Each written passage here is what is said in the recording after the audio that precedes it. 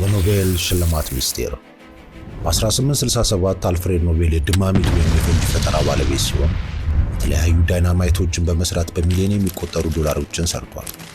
ነገር ግን በ1888 ከአልፍሬድ ጋር በመልክ የሚመሳሰለው ወንድሙ ሉድቪግ ኖቤል ሲሞት ጋዜጠኞች የሞቱ አልፍሬድ ኖቤል መስሏቸው የሞት ታሪኩን ፈጥኖ ለመዘገብ ብዙ ጋዜጦችን አተሙ።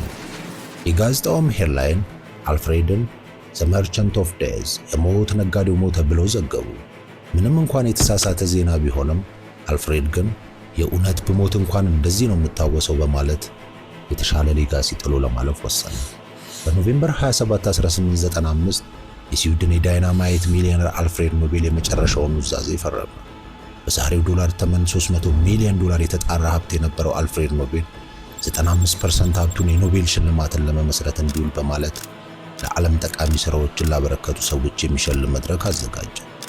አሁን እሱ በሥነ ጽሑፍ፣ በሳይንስና በፈጠራ ሽልማት እንጂ የሞት ነጋዴ ተብሎ አይታወስም።